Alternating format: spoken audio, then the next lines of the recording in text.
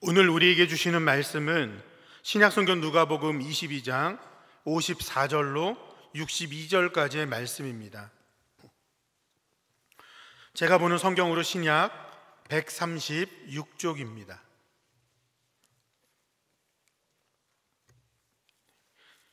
본문 말씀을 한 절씩 교독하시고 마지막 절은 함께 읽겠습니다. 예수를 잡아 끌고 대제사장의 집으로 들어갈새 베드로가 멀찍이 따라가니라.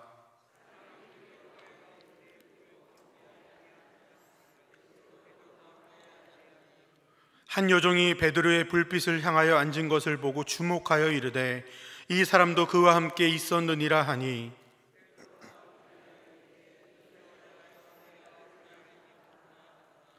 조금 후에 다른 사람이 보고 이르되 너도 그 도당이다 하거늘 베드로가 이르되 이 사람아 나는 아니로다 하더라.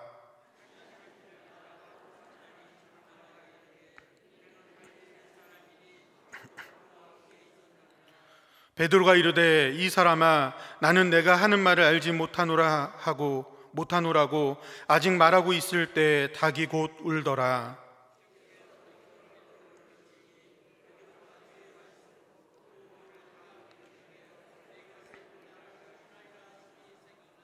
함께 읽습니다. 밖에 나가서 심히 통곡하니라. 아멘. 오늘 말씀의 제목이 거리두기입니다. 그냥 거리두기라고 하면 거리를 두자는 말로 들으실까봐 물음표를 붙였습니다. 결론이 어떻게 날지 예상이 좀 가시죠? 어떤 결론이 나겠죠? 주님께 거리두자? 가까이 가자. 그죠? 찬송가를 선곡하면서 438장을 염두하고 고민하다가 다른 찬송들을 위해서 뺐는데 오늘 찬양대가 그 찬송을 가까이 가자고 열심히 찬양해 주셨습니다. 성령 안에 통한 게 있는 것 같아요. 귀한 찬양 감사드립니다. 엘리베이터 타보셨죠? 만약 여러분이 엘리베이터를 타려고 기다리는데 문이 열리고 아무도 없는 빈 엘리베이터를 타게 된다면 그림 보이시죠? 입구가 있고 버튼이 있습니다. 몇 번 자리에 제일 처음 빈 엘리베이터 탔을 때 주로 몇 번 자리에 서게 되실까요? 4번에 서십니까? 4번. 네, 내리고 1번, 2번, 3번. 네. 4번 자리에 서는 이유는 되게 분명하죠. 버튼을 컨트롤할 수 있기 때문입니다. 근데 요즘 엘리베이터는 1번 자리 옆에도 버튼이 있죠. 그래서 많이 서는 자리가 1번입니다. 가장 누군가 나중에 올 사람과 멀고 내가 엘리베이터를 컨트롤할 수 있는, 버튼을 누를 수 있는 위치에 서게 되는 경향이 우리 가운데 있습니다. 만약에 누군가가 엘리베이터를 딱 타려고 문이 열렸는데 1번 위치에 서 있다면 어디 서시겠습니까? 골고루네요. 4번 자리에 서는 경향이 많죠. 낯선 사람과 그래도 가장 먼 자리, 그리고 내가 컨트롤할 수 있는 자리에 서는 경향이 있습니다. 미국의 문화인류학자 에드워드 홀은 사람 사이의 물리적 거리를 관계에 따라 크게 4가지 단계로 설명하였습니다. 첫 번째가 친밀한 거리이고요, 0에서부터 45cm 정도, 부모와 자녀, 부부처럼 개인적인 공간을 허용할 만큼 가까운 거리, 서로의 숨소리를 들을 수 있고 스킨십이 전혀 부담되지 않는 관계에 허용하는 거리를 의미합니다. 그 다음은 개인적 거리입니다. 46cm부터 120cm 정도까지의 거리이고요, 경계심이 없는 친한 친구나 직장 동료 등과 같이 허용되는 거리이며, 카페나 식당 등에 좁은 테이블을 놓고 마주 앉아 차나 식사를 할 수 있고 사소한 이야기를 나눌 수 있는 정도의 관계에 허용되는 거리입니다. 세 번째는 사회적 거리이고요, 120cm부터 약 360cm 정도, 테이블을 앞에 두고 멀찍이 서서 조금 공적인 사무적인 이야기를 주고받는 관계를 말합니다. 정서적 친밀감은 배제되고 서로의 목적이 있어 이성적 판단하에 가지게 되는 관계 정도가 사회적 거리입니다. 네 번째는 공적인 거리입니다. 360cm보다 더 먼 거리로 주로 연설이나 강연을 통해 만나는 관계를 말합니다. 그러니까 상호작용이나 소통이 아니라 일방적으로 뭔가를 전달하면 그것을 듣는 정도의 관계적 거리를 의미합니다. 사람들은 대체로 관계가 친밀해질수록 또 깊어질수록 가까운 거리에 있어도 불편하지 않고, 반대로 친밀하지 않은 사람이 허용거리 이상으로 가깝게 있으면 불편한 마음이 생겨납니다. 엘리베이터에서 낯선 사람과 최대한 멀리 떨어지려는 마음이 있다면 비슷한 심리가 발생한 것입니다. 코로나 팬데믹 이후 거리두기라는 표현이 참 익숙해졌습니다. 본래 없었던 말이 생겨난 것은 아니지만 잘 사용하지 않던 표현이 자주 쓰이게 되었습니다. 오늘 본문에서는 예수님과 거리두기를 하고 있는 베드로의 모습을 발견할 수 있습니다. 54절 말씀을 다시 한번 읽을 텐데, 오늘 말씀의 주제와 관련돼서 눈에 띄는 단어가 있는지 한번 찾아보시기를 바랍니다. 우리 54절 말씀 함께 읽겠습니다. 시작. 예수를 잡아 멀찍이 따라가니라. 어떤 단어가 눈에 띄죠? 멀찍이. 베드로의 거리두기를 나타낸 표현입니다. 오늘 본문을 통해 베드로의 모습과 마음, 신앙 상태 등을 자세히 살펴보고, 혹시 우리도 예수님과 거리두기를 하고 있지 않는지 돌아보아 더욱 주님 앞으로 한 발자국 다가서도록 결단하는 시간이 될 수 있기를 바랍니다. 겟세마네 동산에서 땀방울이 핏방울이 되도록 기도하시던 예수님을 가룟 유다가 배신하고, 그로 인해 예수님은 대제사장들, 성전의 경비대장들, 백성의 장로들에게 잡히게 되었습니다. 제자들은 뿔뿔이 흩어지고 베드로는 대제사장 집으로 들어가신 예수님을 멀찍이 따라가고 있습니다. 왜 베드로는 멀찍이 따라가고 있었을까요? 두 가지 측면으로 나눠 생각해 볼 수 있습니다. 1번, 왜 멀찍이 따라가고 더 예수님 곁으로 가까이 다가서지 않았을까? 2번, 왜 멀찍이 따라가고 도망가거나 더 멀어지지 않았을까? 1번 의문에 대한 답은 비교적 쉽게 찾을 수 있습니다. 56절로 57절 말씀 함께 읽겠습니다. 시작. 한 여종이 베드로의 불빛을 향하여 앉은 것을 보고 주목하여 이르되 이 사람도 그와 함께 있었느니라 하니, 베드로가 부인하여 이르되 이 여자여 내가 그를 알지 못하노라 하더라. 베드로가 멀찍이 위치해 있고 예수님께 더 가까이 다가서지 않은, 다시 말해 거리두기를 하고 있는 이유는 예수님께 더 가까이 다가섬으로 인해 본인에게 미치게 될 여파가 두렵기 때문입니다. 최악의 경우 예수님과 함께 붙잡혀 고초를 당할 수도 있다는 생각을 했을지도 모릅니다. 예수님과의 친밀함이 그로 인해 본인에게 불이익을 주고 어렵게 만들 수 있다는 생각이 그로 하여금 멀찍이 떨어지도록 만들었습니다. 자, 그렇다면 왜 도망가거나 더 멀어지지 않았을까요? 왜 그랬을까요? 이 지점은 명확하게는 알 수 없고 추측해 볼 수 있는데, 오늘 본문의 평행 본문인 마태복음 26장 58절에서는 그 결말을 보려고 라고 이유를 설명합니다. 베드로는 무슨 결말을 보고 싶었을까요? 오늘 우리가 당연히 알고 있는 것처럼 예수님께서 온 인류의 죄를 위해 십자가에 돌아가심으로 죄사함의 은총의 제물이 되신 결과 그것을 보고 싶었을까요? 아니요. 예수님은 제자들에게 여러 번 본인이 고난받을 것을 예고하고 설명하셨지만 제자들은 예수님의 말씀을 이해하지 못했습니다. 특히 베드로는 예수님에게 신앙 고백을 하였는데 그 신앙 고백이 함께 같이 자막 읽어볼까요? 시작. 주는 그리스도시요 살아계신 하나님의 아들이라 하였습니다.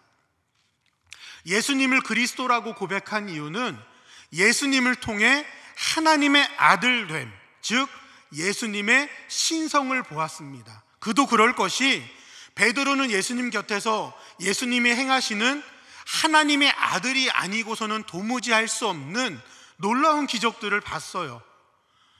조그만한 음식으로 5,000명이 넘게 먹기도 했고요, 무리를 걷기도 했고요, 병자를 고쳤을 뿐만 아니라 심지어 죽은 사람까지도 다시 살리신 분이 예수님입니다. 그러하기에 그분은 진짜 하나님의 아들 그리스도다라고 고백을 하면서도 당시의 그리스도는 구원자라는 뜻인데 베드로와 모든 제자들이 그렸던 예수님의 구원은 십자가에 힘없이 죽는 희생의 피를 흘림을 통해 모든 인류의 죄를 구원하는 그런 구원이 아니라 로마의 압제, 고통받고 있는 민족을 다 해방시킬 정치 지도자를 머릿속에 그렸습니다. 자, 그렇다면 베드로는 왜 멀찍이 서서 멀찍이 있어 더 멀어지거나 도망치지 않았을까요? 혹시 본인이 이제껏 보았던 놀라운 능력을 발휘해서 상황을 역전시키고 본인을 붙잡은 대제사장, 경비병들, 모든 사람들을 무력으로 진압하는 놀라운 모습을 보인다면 금방 다가서서 내가 여기 있었다고, 내가 멀리 있지 않는 곳에 위치하고 있었다고 그렇게 강조하고 싶은 것은 아니었을까요? 다시 말해 예수님이 무엇인가 본인에게 피해를 주고 어려움을 줄 것 같은 상황에서는 그저 등 돌리면 되고, 예수님이 무엇인가 본인에게 이득을 줄 수 있고 도움이 될 수 있는 상황에는 몇 발자국 다가가 내가 여기 있었다고 말할 수 있는 적당한 거리에 베드로는 머물러 있었다는 것입니다. 혹시 오늘 우리도 베드로처럼 예수님과 멀찍이 서서 적당한 거리두기를 하고 있는 신앙의 모습은 아닌지 돌아보아야 합니다. 예수님이 내 인생에 도움이 될 것 같은 순간에는, 무엇인가 기도해서 응답받고 싶은 제목이 있을 때에는 한 발자국 다가서서 내가 여기 있다고 힘써 말하는 그 정도 거리, 예수님이 내가 그리스도인인 것이 불이익을 당하거나 손해를 보게 될 것 같은 상황에서는 그저 등 돌려버리면 되는 그런 적당한 거리두기를 하고 있는 신앙생활은 아닌가요? 코로나로 강도 높은 사회적 거리두기로 온라인 예배가 실행되고 활성화되면서 너무나 자연스럽게 신앙적 거리두기를 실행하고 있으신 분들이 있습니다. 우리 교회 담임 목사님과 모든 부교역자들 뿐만 아니라 이 땅에 있는 교회 대부분의 목회자들이 온라인 예배를 어떻게 해야 하는지에 대한 고민을 많이 합니다. 지금처럼 코로나로 인한 두려움이 많이 사라지고 사회적으로 거리두기가 허용된 순간에도 여전히 온라인 예배가 필요하신 분들이 있죠.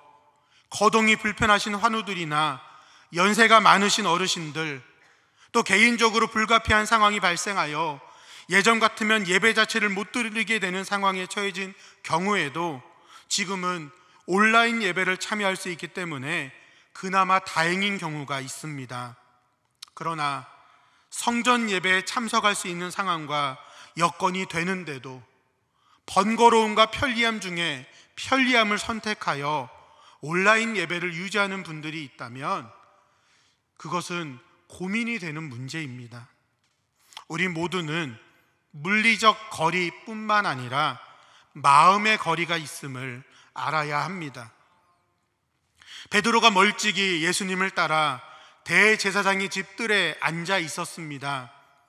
그리고 그 자리에서 본인이 예수님의 일행이라고 묻는 사람들의 추궁에 3번 예수님을 부인합니다.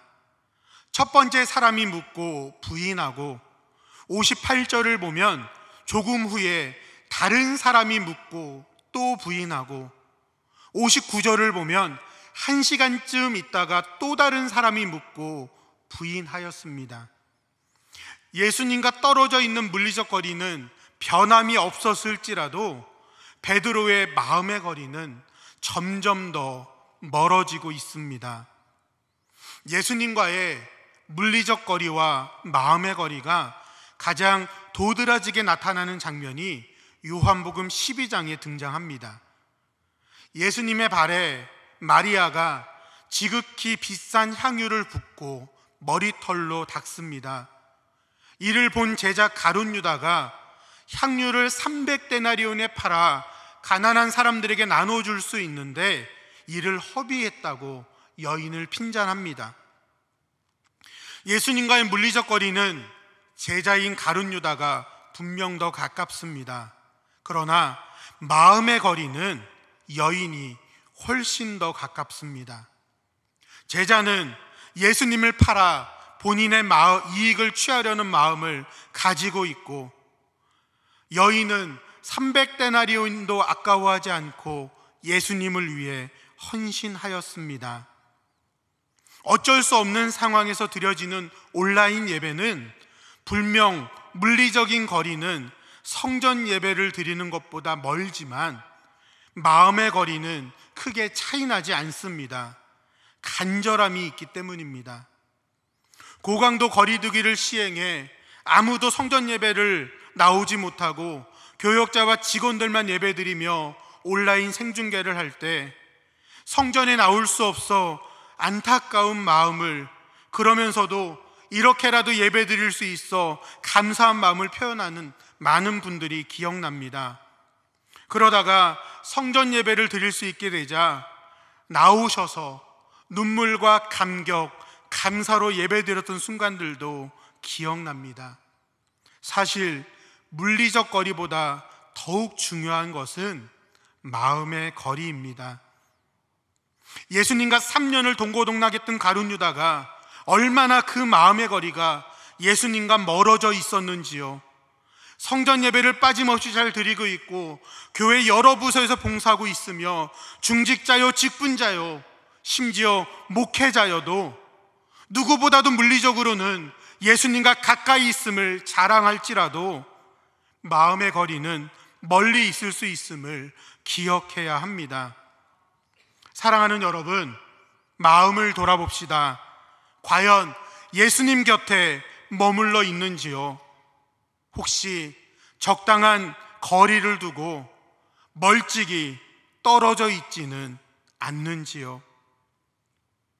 베드로가 3번 예수님을 부인하며 마음의 거리가 점점 더 멀어지고 있을 때 예수님은 베드로를 돌이켜 보셨습니다. 오늘 본문 61절 62절 말씀 다시 한번 읽겠습니다. 시작. 주께서 돌이켜 내가 3번 나를 부인하리라 하심이 생각나서 밖에 나가서 심히 통곡하니라. 베드로가 예수님을 3번 부인한 사건은 4개의 복음서에 모두 등장합니다.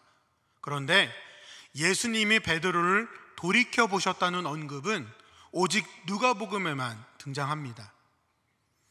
예수님이 베드로를 돌이켜 보시며 어떤 표정을 짓고 계셨을까요? 화난 표정일까요? 실망한 표정일까요? 저는 안타깝고 슬픈 표정이실 것 같습니다. 62절의 베드로의 통곡은 회개의 눈물이 아닙니다. 참된 회개는 예수님과의 멀어진 거리를 좁히고 더욱 예수님과 가까워지는 데 필요한 과정입니다.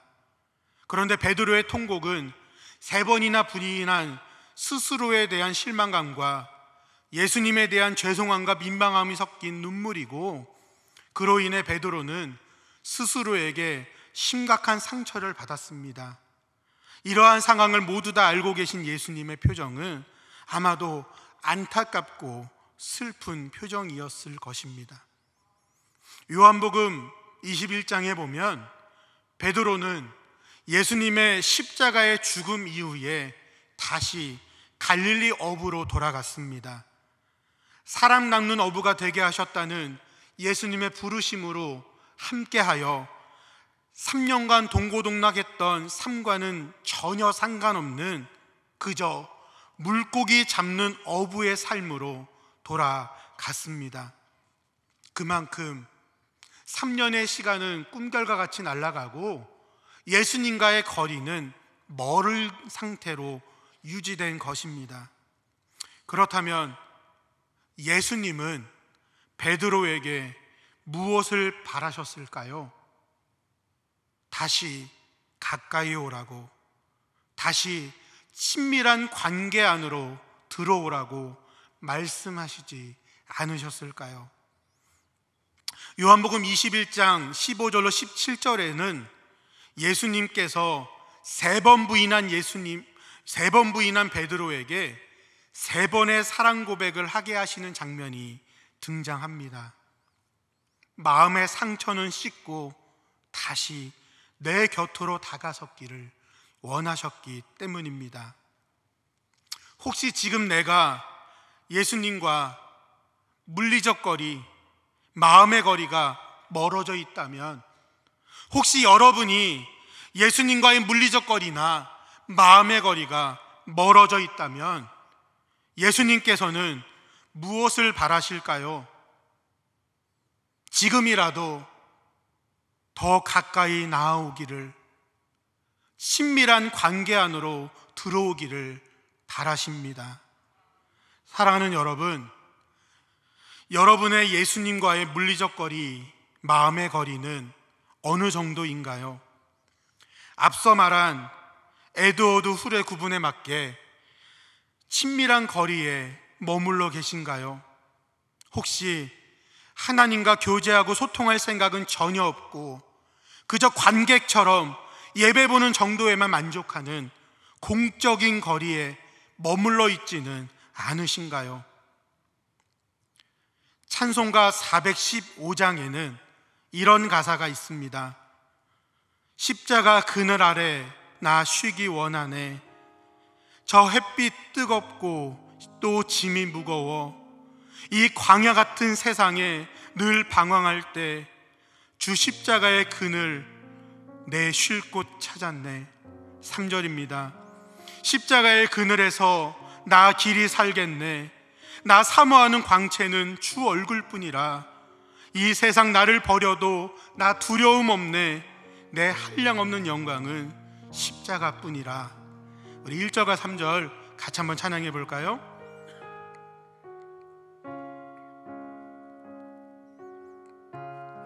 십자가 그늘 아래 나 쉬기 원하네. 십자가 그늘 아래 나 쉬기 원하네. 저 햇빛이 뜨겁고 또 짐이 무거워 이 광야 같은 세상에 늘 방황할 때에 주 십자가의 그늘에 내 쉴 곳 찾아. 3절입니다. 십자가 그늘에서 나 길이 살겠네. 나 사모하는 광채는 주 얼굴뿐